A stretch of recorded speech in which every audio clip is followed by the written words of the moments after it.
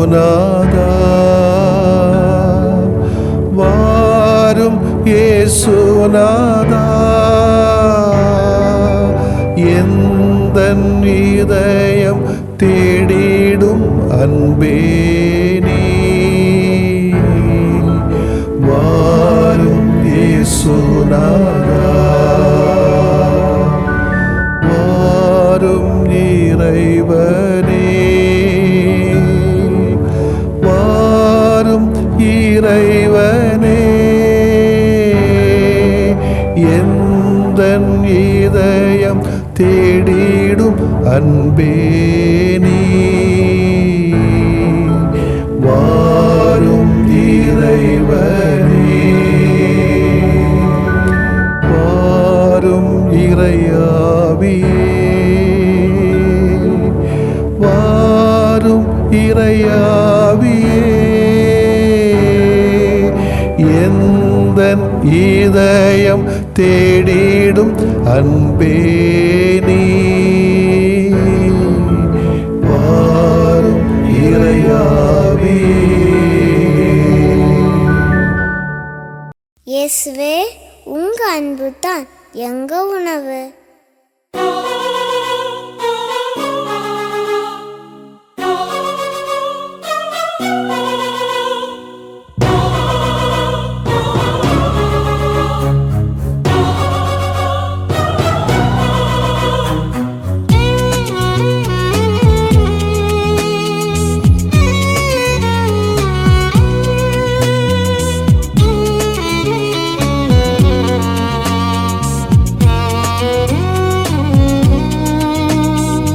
அன்பு வாழ அனைத்தும் இழந்த அன்பர் இயேசு விருந்திது. அன்பு வாழ்வை தேடும் மாந்தர் அருந்தி மகிழும் விருந்திது. அன்பு வாழ அனைத்தும் இழந்த அன்பர் இயேசு விருந்திது.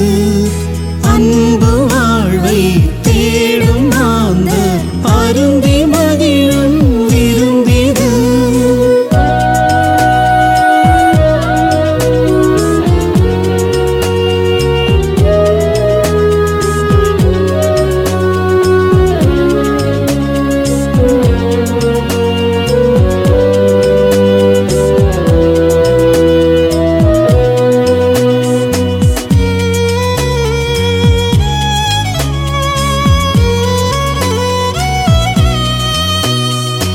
இதயம் அன்பால் இயங்கவே இரக்கம் அதனில் சுரக்கவே பரிவு பார்வைகள் பரவவே பகிர்வு அதனில் வளரவே அமைதி அகந்தனை ஆளவே ஆற்றல் வழங்கும் விருந்திது.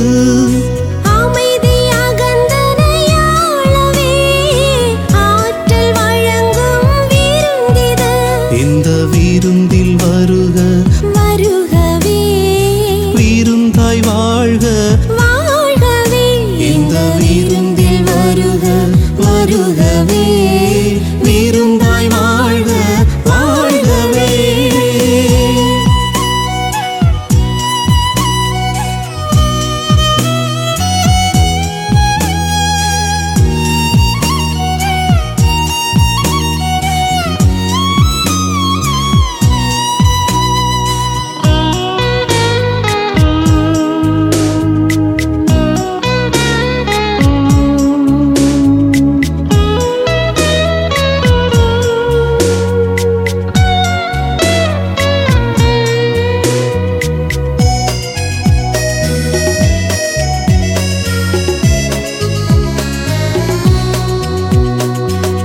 அடிமைத்தனங்கள் அகலவே அறங்கள் அதனில் சிறக்கவே நன்மை எங்கும் ஓங்கவே நலன்கள் அதனில் நிறையவே நீதி நேயம் நிலைக்கவே நீங்கா உறவின் விருந்திது.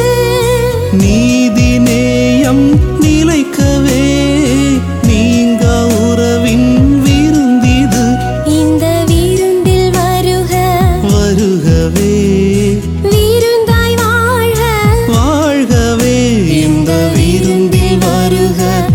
வருகவே விருந்தாய் வாழ்க வாழ்கவே. அன்பு வாழ அனைத்தும் இழந்த அன்பர் இயேசு விருந்திது. அன்பு வாழ்வை தேடும் மாந்த அருந்தி மகிழும் விருந்திது. அன்பு வாழ அனைத்தும் இழந்த அன்பர் இயேசு விருந்திது. அன்பு வாழ்வை தேடும் மாந்த அருந்தி மகிழும் விருந்திது.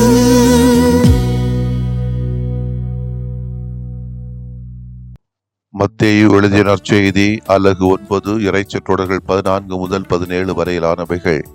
அக்காலத்தில் யோவானின் சீடர் இயேசுவிடம் வந்து, நாங்களும் பரிசேயரும் அதிகமாக நோன்பிருக்க உம்முடைய சீடர்கள் ஏன் நோன்பிருப்பதில்லை என்றனர். அதற்கு இயேசு அவர்களை நோக்கி, மணமகன் தங்களோடு இருக்கும் வரை மணவிருந்தினர்கள் துக்கம் கொண்டாட முடியுமா? மணமகன் அவர்களை விட்டு பிரிய வேண்டிய காலம் வரும், அப்பொழுது அவர்களும் நோன்பிருப்பார்கள். மேலும் எவரும் பழைய ஆடையில் புதிய துணியை ஒட்டு போடுவதில்லை.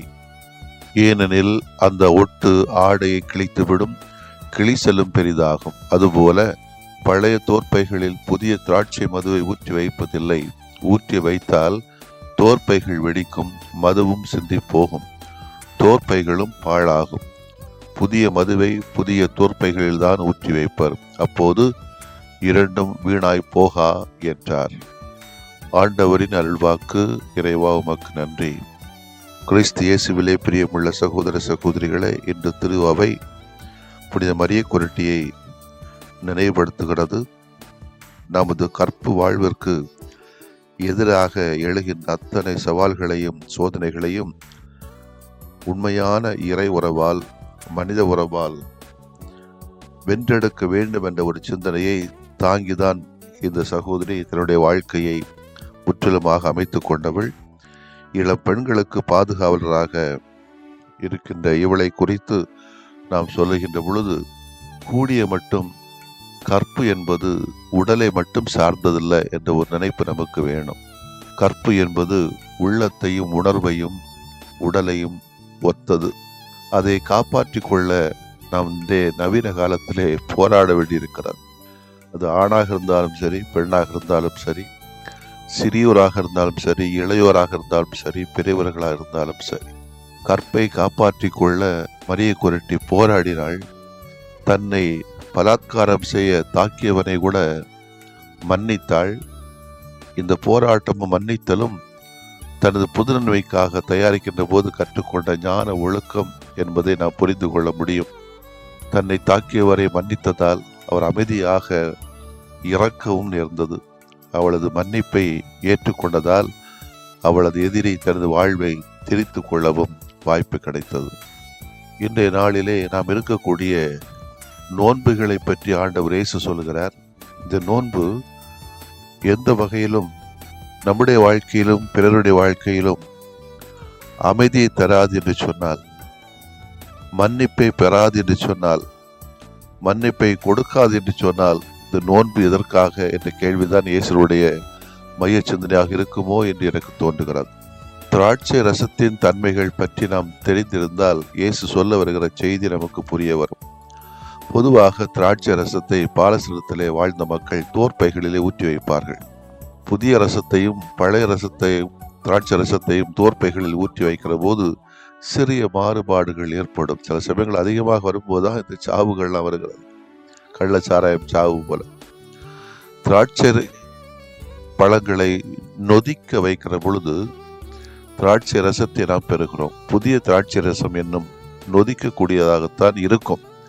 அவற்றை புதிய தோற்பைகளில் ஊற்றுகிற போது புதிய திராட்சை ரசத்தின் நொதிப்புக்கு ஏற்ப தோற்பை வளைந்து கொடுக்கும். ஆனால் பழைய தோற்பைகளில் புதிய ரசத்தை ஊற்றி வைக்க முடியாது. பழைய தோற்பைகள் வளைந்து கொடுக்காது. புதிய ரசத்தை அதில் ஊற்றினால் தோற்பைகள் வெடித்து விடும். இந்த அர்த்தத்தோடு தான் இயேசுவினுடைய போதனை நாம் புரிந்து கொள்வோம். தான் கொண்டு வந்திருக்கிற புதிய சிந்தனைகளையும் புதிய வாழ்வியல் நெறிமுறைகளையும் புதுமைகளுக்கு எதிராக சட்டத்தை உடுமைப்பிடியாக பிடித்து கொண்டிருக்கிற மக்களில் மனதில் புகுத்துவது எவ்வளவுக்கு கடினம் என்பது இயேசு அறியாத ஒன்றல்ல. இருந்த போதிலும் இயேசு தொடர்ந்து மக்களுக்கு போதித்துக் கொண்டிருக்கிறார். இயேசுவின் புதிய போதனைகளை கேட்பதற்கு நம்முடைய மனம் தயாராக இருக்க வேண்டும். பழைய சித்தாந்தத்தில் ஊறி புதியவற்றுக்கு புதுமைக்கு நாம் எதிராக இருக்கக்கூடாது. காலத்தின் அறிவுகளுக்கு ஏற்ப புதிய சிந்தனைகளுக்கு புதிய எண்ணங்களுக்கு திறந்த மன உள்ளவர்களாக இருக்க வேண்டும் என்பதுதான் இயேசுடைய ஒரு ஆதங்கம். நோன்பை பற்றி பேசுகிற போது கூட இயேசு தன் சீடர்கள் நோன்பிருக்காததை நியாயப்படுத்தி பேசுகிறார். அதே வேளையில் தேவையான நேரத்திலே வேளையிலே அவர்களும் நோன்பிருப்பார்கள் என்று பதில் கூறி அவர்களையும் தயாரிக்கிறார். நோன்பு என்பது தேவை மற்றும் சூழலின் அடிப்படையில் செய்ய வேண்டிய ஒன்று என்பதை இயேசு சுட்டி காட்டுகிறார். இயேசுவே தன் வாழ்வில் அதை வாழ்ந்தும் காட்டினார். தனது பணி வாழ்வின் தொடக்கத்தில் 40 நாட்கள் தொடர்ந்து நோன்பிருந்தார். தனது பணி வாழ்வின் போது உணவு உண்ண கூட நேரமில்லாத வேளைகள் வந்தபோது அவர் நோன்பிருந்தார். அதே வேளையிலே விருந்து உண்ண அழைப்புகள் வந்தபோது அதை ஏற்று நன்கு உண்ணவும் செய்தார், உறவையும் வளர்த்தார். இயேசுவின் இந்த மனநிலையை புனித பவுலடியார் நன்கு விளக்குகிறார். எனக்கு வறுமையிலும் வாழத் தெரியும், வளமையிலும் வாழத் தெரியும். வயிறார உண்ணவோ பட்டினி கிடக்கவோ நிறைவோ குறைவோ எதிலும் எந்த சூழலிலும் வாழ பயிற்சி பெற்றிருக்கிறேன். பிலிப்பியர் 4:12 சொல்கிறார். நமது வாழ்விலும் அத்தகைய சமனான மனநிலையை கொள்வோம். தேவையான நேரத்தில் நன்கு உண்ணுவோம், மகிழ்வோம், இறைவனுக்கு நன்றி கூறுவோம். சில வேளைகளில் வாரத்தில் ஒரு நாளாவது நோன்பிருந்து நம்மை ஒடுக்குவோம், பிறரை பற்றி சிந்திப்போம். நம்முடைய உடலையும் உள்ளத்தையும் உணர்வுகளையும் அமைதியையும் நலமான வாழ்வை தமதாக்கிக் கொள்ள நல்ல செயல்களிலே வளருவோம். ஆமென். மன்றாடுவோமாக. அன்பின் ஆண்டவரே, வாழ்வு ஞானம் தருகிற உமது வார்த்தைகளுக்காக நன்றி. தேவையான நேரங்களிலே நாங்கள் உணவை மறுத்து நோன்பிருந்து உம்மோடும் உணவின்றி வாடும் ஏராளமான எங்கள் சகோதர சகோதரிகளோடும் ஒன்றிணைய எங்களுக்கு அருள்தாரும் ஆண்டவரே. ஆமென்.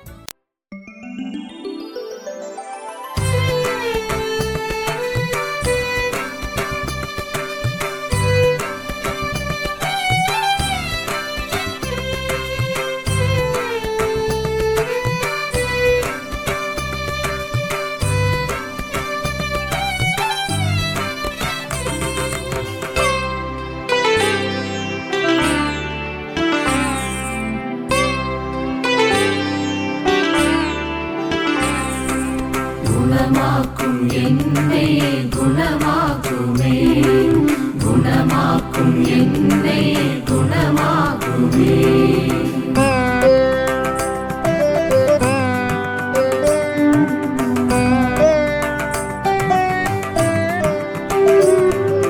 பிழை காணும் பிடி நின்று குணமாக்குமே, பகை காக்கும் குணம் நீக்கி குணமாக்குமே.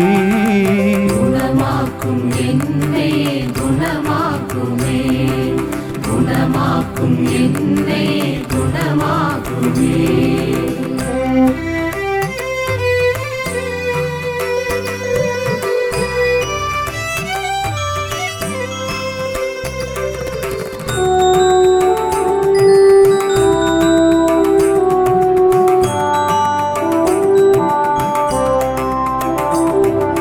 கடன் தொல்லை பிடி நின்று குணமாக்குமே, கடும் சொல்லின் குணம் நீக்கி குணமாக்குமே.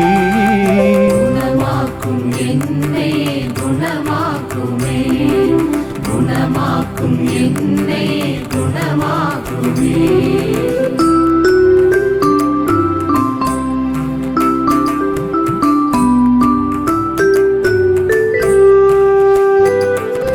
பால் நோயின் பிடி நின்று குணமாக்குமே, பய உணர்வின் குணம் நீக்கி குணமாக்குமே. குணமாக்கும் என்னை குணமாக்குமே, குணமாக்கும் என்னை குணமாக்குமே.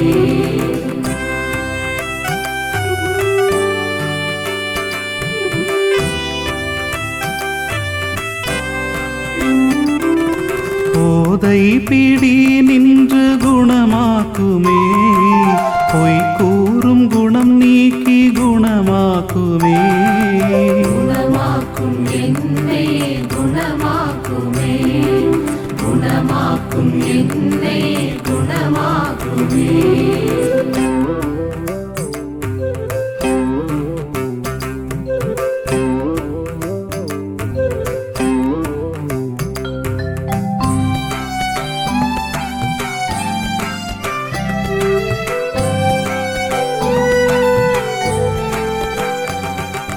நான் என்னும் பிடி நின்று குணமாக்குமே, தான் மட்டும் குணம் நீக்கி குணமாக்குமே.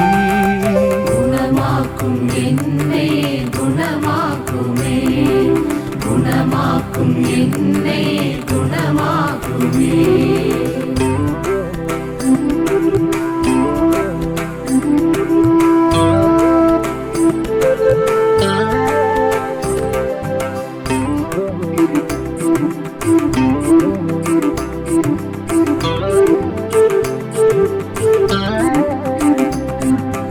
உடல் நோயின் பிடி நின்று குணமாக்குமே, உள நோயின் வலி நின்று குணமாக்குமே. குணமாக்கும் என்னை குணமாக்குமே, குணமாக்கும் என்னை குணமாக்குமே.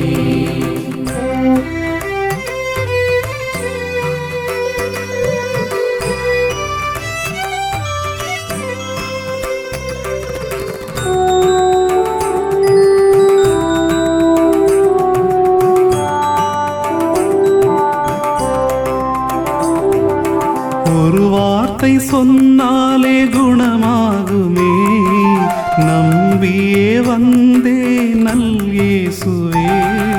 குணமாக்கும் என்னை குணமாக்குமே, குணமாக்கும் என்னை குணமாக்குமே. குணமாக்கும் என்னை குணமாக்குமே, குணமாக்கும் என்னை குணமாக்குமே.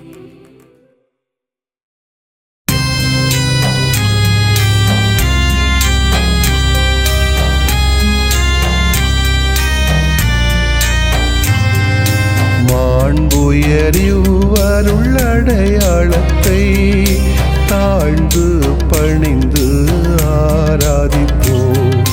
பழைய நியம முறைகள் அனைத்தும் இனி மறைந்து முடிவு பெறுக. புதிய நியம முறைகள் வருக. புலன்களாலே மனிதன் இதனை அறிய இயலா. குறைகள் நீக்க நம்பிக்கையின் உதவி பெறுக.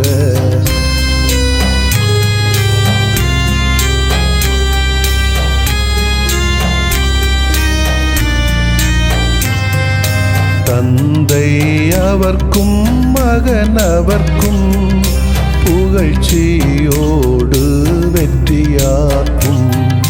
மீட்பின் பெருமை மாட்சிமையோடு வலிமை வாழ்த்து யாவுமாக. இருவரிடமாய் வருகின்றவராம் தூய ஆவியானவர்க்கும் அளவில்லாத சமப்புகழ்ச்சி என்றுமே உண்டாகுக. ஆமென். வானின்று அவர்களுக்கு அப்பமளித்தீரே, இனிமையெல்லாம் தன்னகத்தில் கொண்ட அப்பம் இதுவே. மன்றாடுவோமாக. இறைவா, இந்த வியப்புக்குரிய அருளடையாளத்திலே உம்முடைய பாடுகளின் நினைவை எங்களுக்கு விட்டு சென்றீ. உமது திருவுடல் திரு ரத்தமாகியவற்றின் தூய மறைபொருளை வணங்கும் நாங்கள் உமது மீட்பின் பயனை இடைவிடாமல் துய்த்து உணர்ந்து மகிழ அருள்வீராக. தந்தையாகிய இறைவனோடு தூய ஆவியாரை ஒன்றிப்பில் இறைவனாய் என்றென்றும் வாழ்ந்து ஆட்சி செய்கின்ற உம்மை மன்றாடுகின்றோ.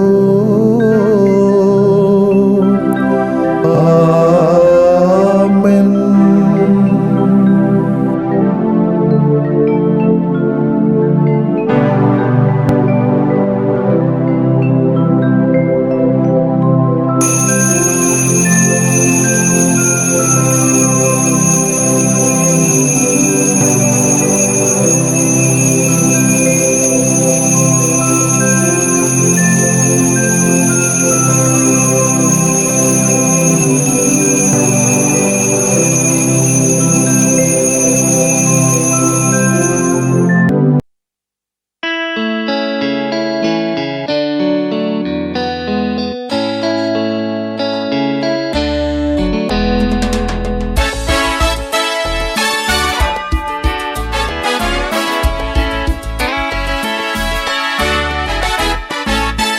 அழகின் அழகே அருளின் உருவே லூர்து தாயே,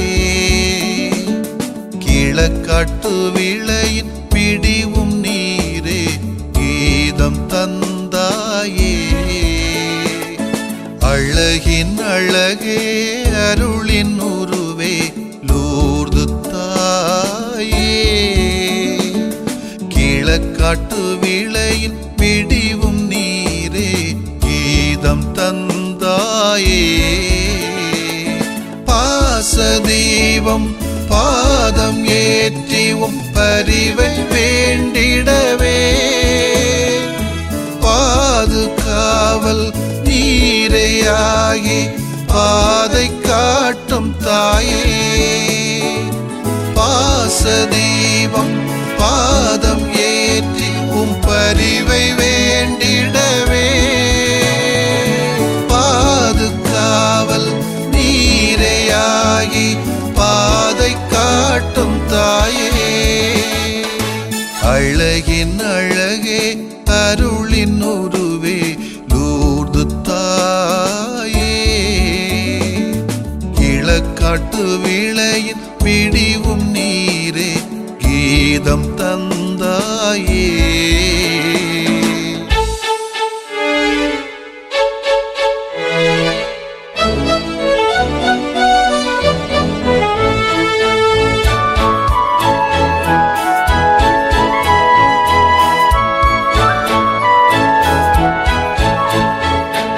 உமது வாழ்வில் ஒளிரும் பாடம் எமது வாழ்வின் பயண ஓடம், உமது பாடலில் மிளிரும் தேடல் எமது பணிகளின் அழகு சூடல்.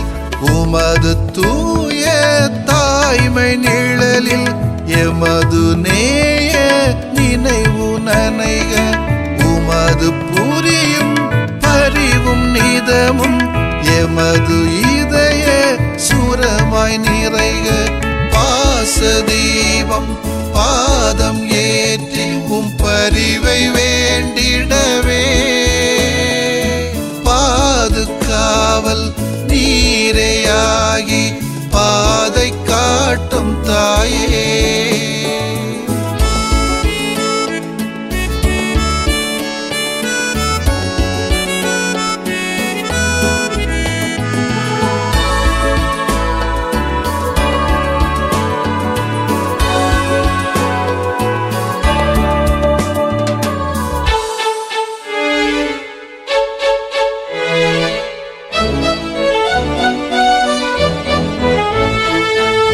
எமது குடும்ப மொழியின் உறவு எமது குடும்ப உயர்வின் சிறகு, எமது உதவும் குணத்தின் உறுதி எமது உயிரை சுமக்கும் குருதி. உமது ஆமென்னும் அர்ப்பணச் சொல்லில் எமது ஆயுள் முழுதும் வாழ்க. உமது கனவும் கனிவின் மனமும் எமது பங்கின் சுவாசமாக. பாசதீபம் பாதம் ஏற்றி பரிவை வேண்டிடவே, பாதுகாவல் நீரையாகி பாதை காட்டும் தாயே. அழகின் அழகே அருளின் உருவே லூர்து தாயே, கிழக்காட்டு விளையின் பிடிவும் நீரே கீதம் தந்தாயே. அழகின் அழகே அருளின் உருவே லூர்து தாயே, கிழக்காட்டு விளையின் பிடிவும் நீரே கீதம் தந்தாயே. பாசதீபம் பாதம் ஏற்றிவும் பரிவை வேண்டிடவே, பாதுகாவல் நீரையாகி பாதை காட்டும் தாயே. பாசதீபம் பாதம் ஏற்றி பரிவை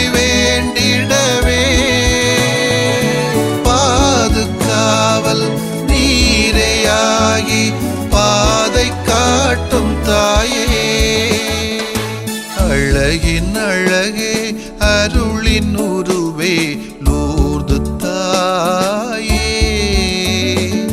கிழக்காட்டு விளையின் விடிவும் நீரே கீதம் தந்தாயே.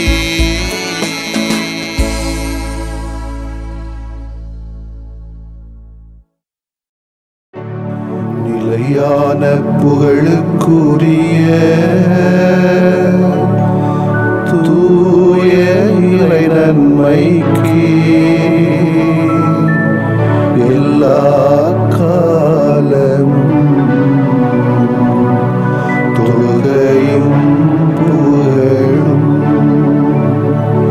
போற்றியும் ஆட்சிமையும் உண்டாக கடவது. போற்றியும் ஆட்சிமையும் உண்டாக கடவது. தந்தை, மகன், தூய ஆவியாரின் பெயராலே ஆமென்.